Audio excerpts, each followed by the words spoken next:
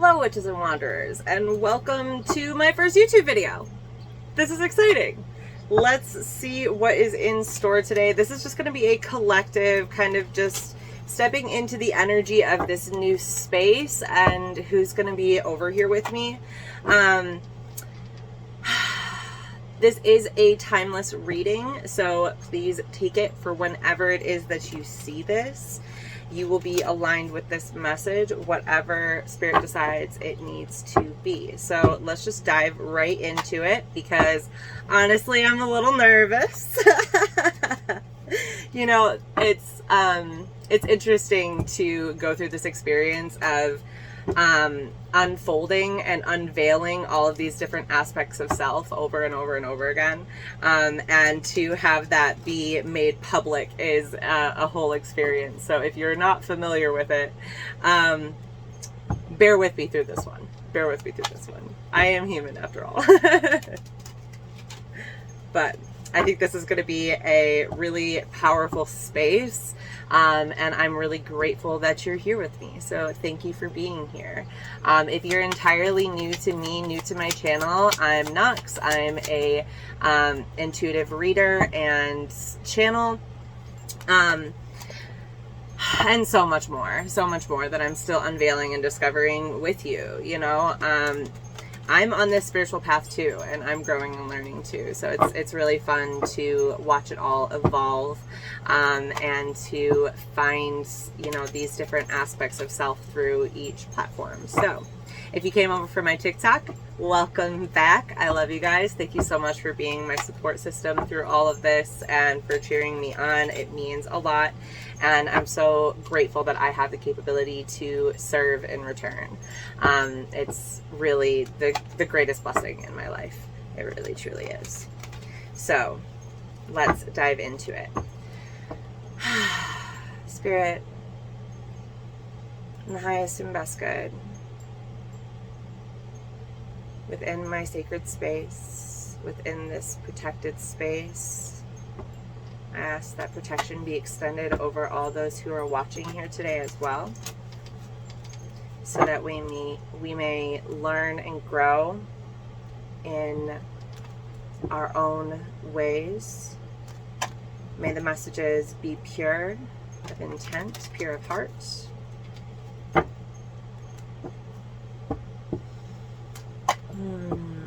What do we need to talk about today, Spirit? What is it that me and my collective are needing to hear? What do we need to hear?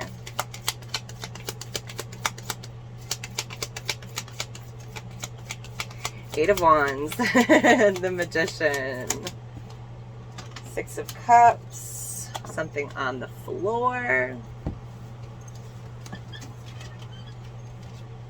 Judgment. Yeah. The energies are moving very, very quickly.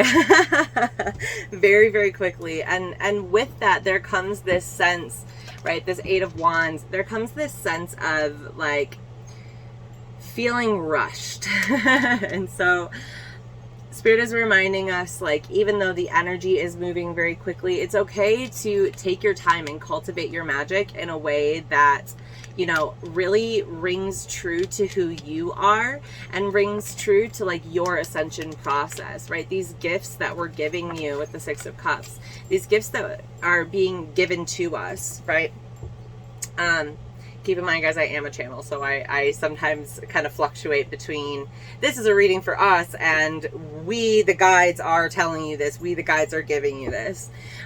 So keep up. But this Eight of Wands is talking about the, like I said, the quick moving energy, the momentum of it all, right? The momentum of our manifestations with this Magician energy. And it's also being amplified by our teams, by the angelic realms, right? This Judgment card. It's bringing up this energy of we're carrying these things forward. And that could feel overwhelming, right? That could feel overwhelming. But they're like, we're also gifting you these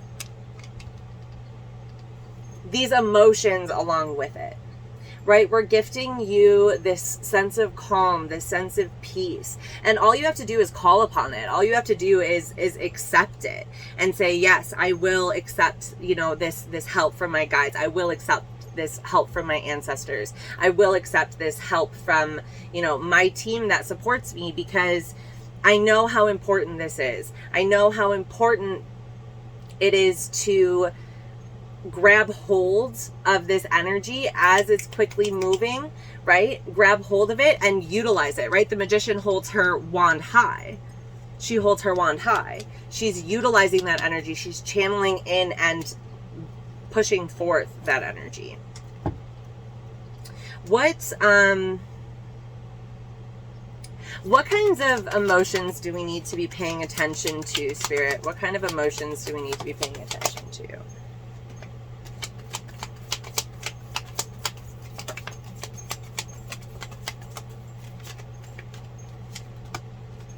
Okay.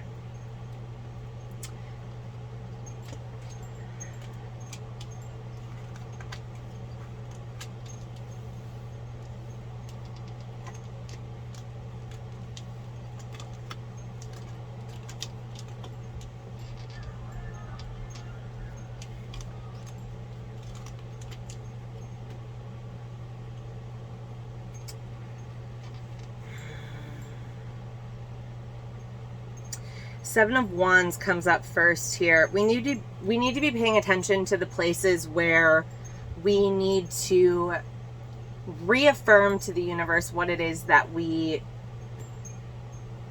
what we want, and the work that we're willing to put in to get that, right? This Seven of Wands is like this energy of kind of pushing back the things that would try to deter us, right? It's a very like protective energy. It's a very like boundary setting energy, right? Of, I don't accept that kind of behavior. Like, this does not come around me. And so it's the same thing when we talk about energies, right? It's defending the manifestations from outside influence, defending ourselves from the versions of us that would try to tear down and sabotage those manifestations, right? There was, I noticed at the bottom here, the Seven of Swords as that bottom of the deck energy, right? Of like that manipulation. And I had a really cool download about the Seven of Swords the other day, and was really excited to kind of see this in a new light and from a higher vibrational standpoint. You know, the Seven of Wands talks about, like I said, that defense, or I'm sorry, the Seven of Swords. We were going to the Seven of Swords. It talks about manipulation. It talks about, you know, deceit. And it's like our minds are so capable of lying to us, right? Our minds are so capable of convincing us of something being true, but that power can be used for good or evil, right? It's like you can utilize that cunning to trick yourself into doing the things that you need to be doing or want to be doing, or the things that would progress you forward, of like grabbing onto this Eight of Wands energy, right? You can almost kind of trick yourself into, well, I'll just do it this way, and in this roundabout way it will create what it is that I want, right? But it's important to make sure that we're still doing that of pure intention. And that's what the Seven of Wands is talking about, right? Looking at the energy from which we're creating, so that we're not like staying stubborn in what it is that we have to create and how it is that we have to create it, right?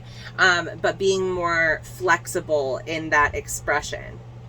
Right, the Page of Swords is here as well. We need to be cautious of our minds, cautious of how we are speaking to ourselves, that internal dialogue going on, and careful about how we're speaking to our younger parts, right?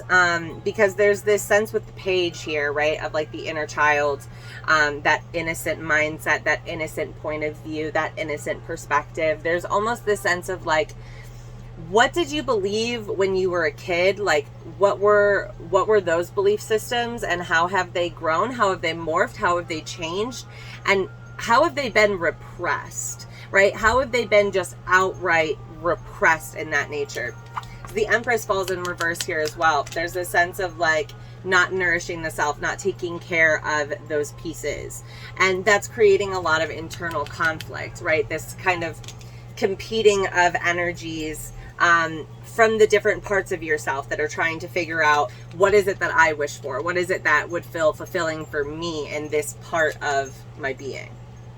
And getting all of those things to be on the right page. Just do a random cut here. Yeah, the Knight of Swords. Watching, wow, and the Eight of Swords. Watching that, that train of thought, watching how it is that we are allowing our thoughts to run and how that's trapping us, right? There's this sense of needing to get out of the mind entirely. There's this sense of needing to get out of the mind entirely.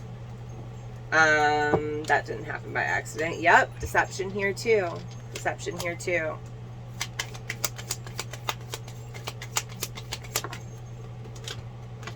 The Wheel of Fortune. The Five of Pentacles in reverse. Yeah, where are you manifesting from? Where are you manifesting from? Are you manifesting from lack, or are you manifesting from abundance?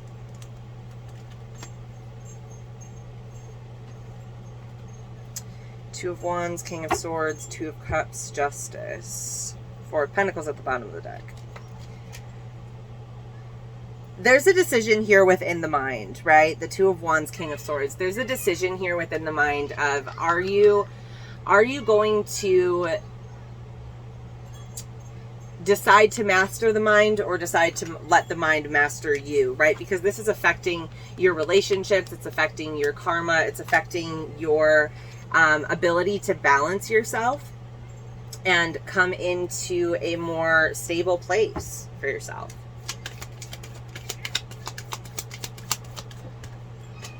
Ace of Wands just fell on the floor. We're taking, those opportunities are coming up. We're almost throwing them on the fucking floor. Temperance, needing to temper the emotions, alchemize the emotions, overburden, and isolation here at the bottom with the Hermit. That doesn't feel like a good isolation this time around. I love the Hermit card. I'm a Virgo moon, so you know, there's that. But there's this sense of like, there's an energy of, I'm overburdened and I have to do it all alone.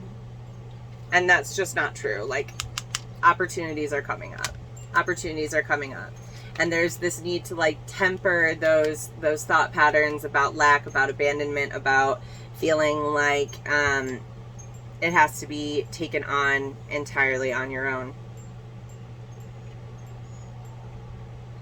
I just heard call in support. I don't even have the Starseed Oracle out, but that card just popped into my head. The Star family. Call in support.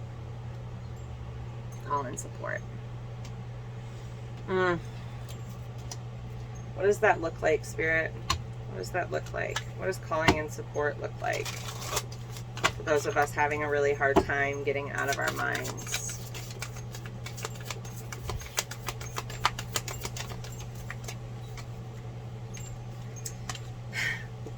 Asking your higher self to help you let go.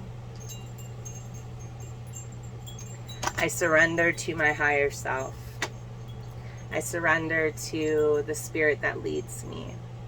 I surrender to an open and glowing heart. I surrender to peace. I let go of deception. I let go of isolation. I let go of lack. I let go of abandonment. I let go of all of these things that have been weighing so heavy on me for so long. I let go of self-sabotage. I let go of the victim mentality.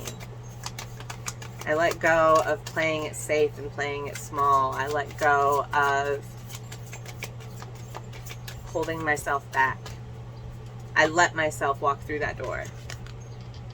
I let myself walk through that door.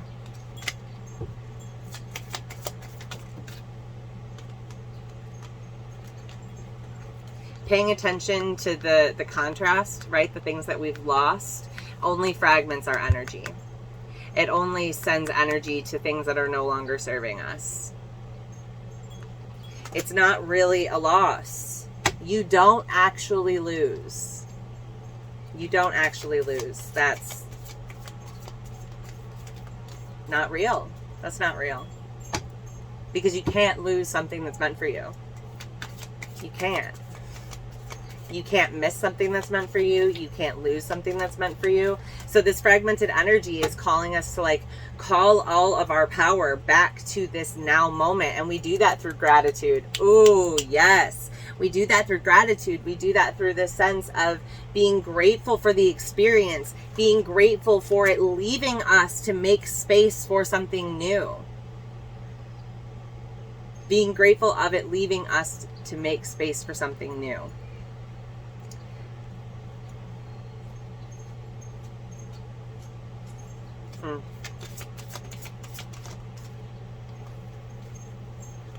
Wow. The Ascended Masters and the Loving Woman. This feels like Mother Mary. Ooh, my whole heart just fucking opened up at that thought. Woo! Let's pull out the pendulum here, just to verify for myself. Spirit in the highest and best good. Is this Mother Mary communicating with us? Yes.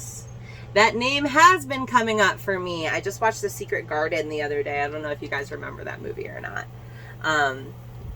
But I was just watching that, and there's the, you know, the Mary, Mary, quite contrary song that they like tease her with, and the little girl's name is Mary in that.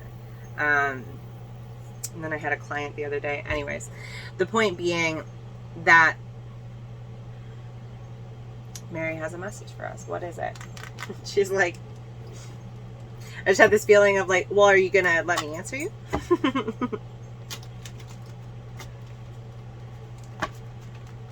Okay, she wants me to pull the cards back.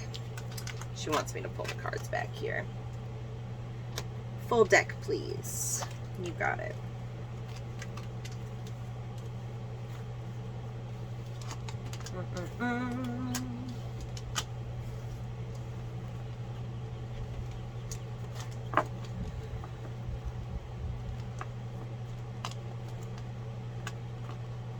She just pulled my eye to that Empress card, and who better to speak of Empress energy than Mother Mary? You know, like, that's such a powerful energy and entity of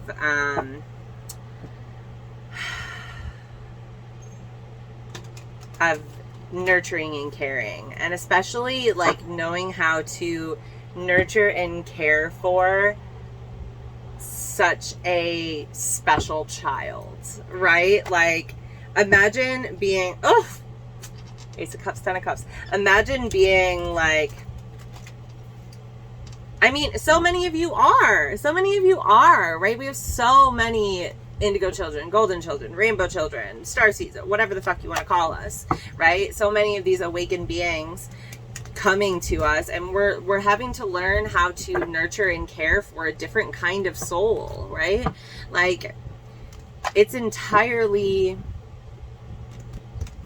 what we didn't get, right? Like what our generation didn't get as kids, because nobody knew how to care for somebody who was picking up the energy and emotions and thoughts and everything of everyone around them. You know, nobody knew how to care for the people who were stuck in these shadows, right? With the moon and the Ten of Wands, and overburdened by not only their shadows, but the shadows of everyone around them coming out and coming through. Like, you know, we were the kids who were seeing shit, who were experiencing shit, who had, you know, a lot of divine, Page of Wands, a lot of divine energy, and, you know, just energy in general coming through to us. And nobody knew how to nurture us correctly. Nobody knew how to protect us correctly at that time, you know? Or if you did have that, show absolute fucking gratitude for that, because I think that most of us did not have, you know, those kinds of upbringings.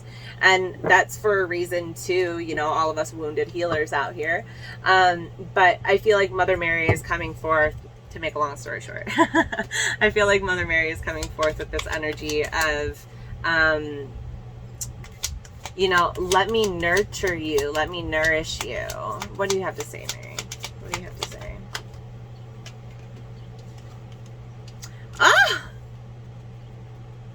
You are a badass being full of life, love, and possibilities. Through this, may you find your path to your best self. Yes, okay. And this Eight of Wands came up again. That's why she wanted the whole deck. And the Queen of Wands. It's like, yeah, there's a lot of energies going on. But like, oh my God, the Ace of Wands too. There's a lot of energies going on. But you are a badass. You are a badass. And like, you can fucking do this. You can do this. You can receive that energy and alchemize it and utilize it, right?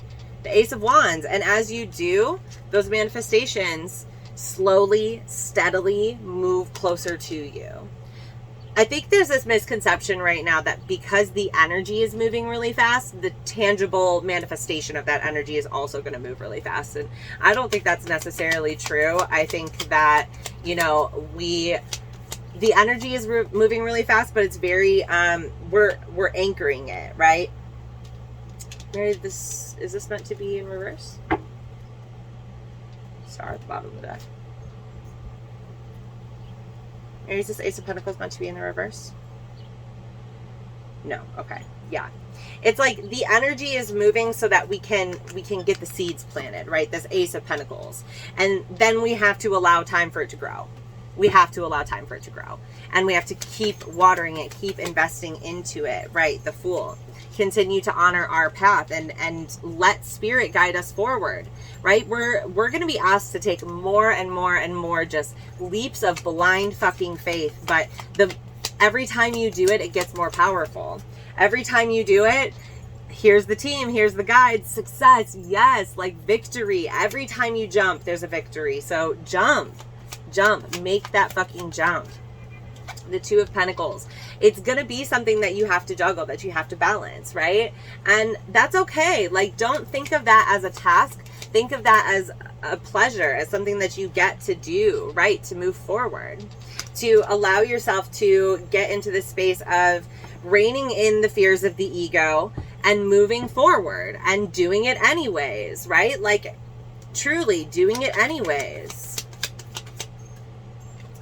The Five of Swords. There's always going to be a different way that you could have strategized, or a different way that you could have done things. There's always going to be, you know, these people who intend to utilize your words against you, or to, you know, to try to thwart you. This feels really internal too. Like, there's always going to be that critical voice that tells you that, like, you can't do it until you convince it otherwise. You know what I mean? And that takes a lot of evidence for the ego to get on board, right? It requires a little death. It requires a little death. It requires letting go of the devil. It requires just letting go in general, right? The Four of Pentacles there at the bottom of the deck as well. But underneath that, healing. And new offers of love and compassion, new emotions coming up, new emotional norms is what I'm hearing. Like, new emotional norms. There's going to be a new, I hate to even say these words because fucking, you'll know once I say it, but there's going to be like a new normal when it comes to how we feel on a day-to-day basis. No longer is it going to be this, like, we come together to commiserate, but we come together to celebrate. We come together to, you know, to connect deeper and to have more intimacy and more love and more understanding and more compassion. And as we move into this Christ consciousness, it is literally changing the way that we perceive. Period, right? And so there's, you know, we're coming into this healing space, you know, and I know that the Three of Swords talks about the wounds, but it also speaks of the healing. It also speaks of recognizing those wounds and honoring those wounds and honoring what it taught you and how it made you stronger, right? And offering that love to yourself through it. So there's this sense of, like, allowing yourself to let go of the chains that bind you, let go of the fear that's binding you, right? Seasons don't fear the reaper. Okay, seasons don't fear the reaper. Death is not something to be feared. The devil is not something that can actually bind you, right? Like, look at how they're chained here. Look at how they're chained. it's loose around their necks. You know what I mean? Like, they can get out of that. The Four of Pentacles, she's intentionally holding on tight to these things. She's intentionally holding on tight to these things, but that's not serving her. It's not providing space. So it's like, break the chains, break out of the boxes, break out of the labels, break out of the things that you think you have to be, break out of the things that you think you're supposed to be, and start being who you really are. Yes. Fortune favors the bold. Fortune favors the bold. Can't help but notice too that that Taurus and Scorpio are on this card, the symbols for Taurus and Scorpio on the Wheel of Fortune here. And we're dealing with, you know, those north nodes there. Because y'all, even though the eclipses are over, we're still dealing with those energies. The north nodes are going to sit there for a while.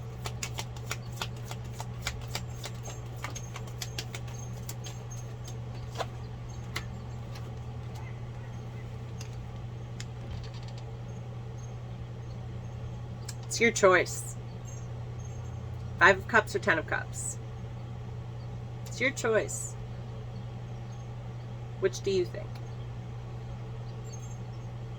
Do you want to be in a space of, well, it's not even, do you want to be in a space of, it is a choice. The sun at the bottom of the deck. It is a choice, right? But it's also a choice to dwell in that 5 of Cups energy, to dwell in this grief, to dwell in this sadness. And then it's also a choice to honor it and move back to what feels good again, right? To like honor that space within yourself and then move back to a space of joy and uplifting feelings, right? A space of love, a space of contentment, a space of fulfillment, because you're manifesting from this space too. So what is it that you're truly manifesting? Manifestation is not just a thing you do on the new and full moon. You're constantly attracting, constantly aligning. World in reverse. Oh, I keep forgetting that I'm not on TikTok. I don't have to cover those. The world in reverse. Tell me more about that.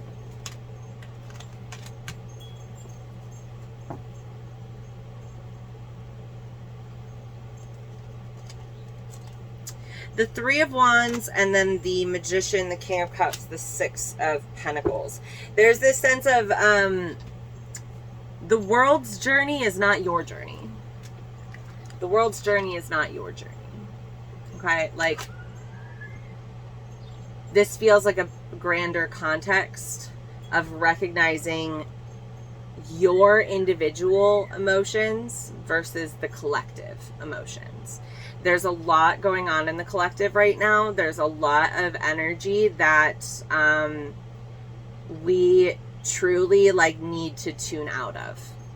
We need to tune out of, right? Because we need to recognize where the magic is coming from. How is it making us feel? The King of Cups is talking about this like this mastery of emotion, right? Like, how is this making us feel? What's the give and take that's going on there? If the give and take is not equal, or it's causing us to feel bad and therefore give bad and receive bad, you know what I'm saying? Like, where is that active force of energy going? Follow it for half a second and see if it's somewhere that you actually want to be, you know, as opposed to just letting it flood over you.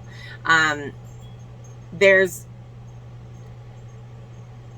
a lot that is intended to distract us. There's a lot that is intended to get us off of our high vibration. There's a lot that is intended to get us back into a state of fear so that we stop discovering what it is they don't want us to discover. You know what I'm saying? Like, come on, guys. Let's get some cards from the Liminal Spirits deck. Don't be fools. Don't be fools.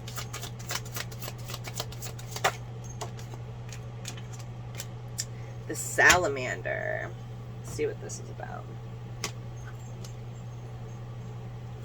I think I know. I've pulled this card before. A couple times for clients. This is a newer deck, so bear with me for a second here. It also has like 0 order to the guidebook, so I've got to flip through the whole thing. Anyways.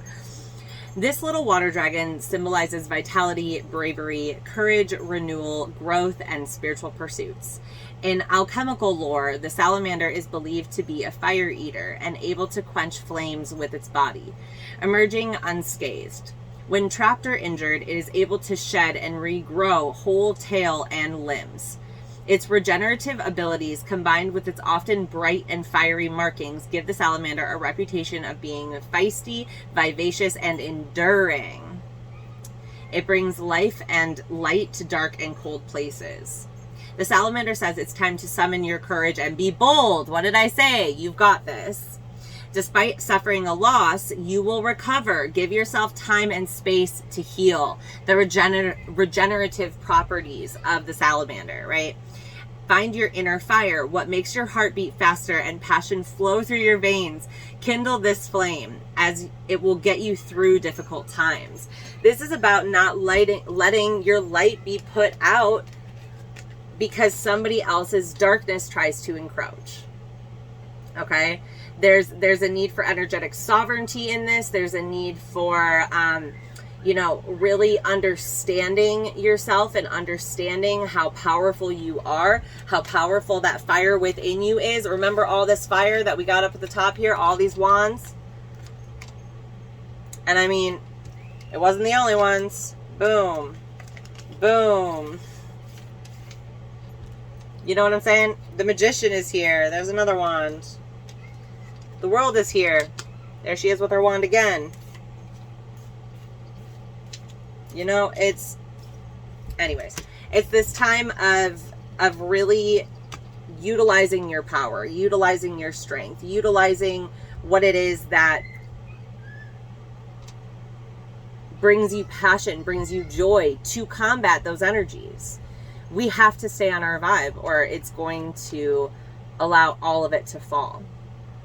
Right? And I know that sounds really big and catastrophic and like outside of ourselves, but like just tune out of it for a little bit. Just tune out of it and be with yourself, be in your own energy, recalibrate yourself, because as you recalibrate yourself, you just become an inspiration for the people around you.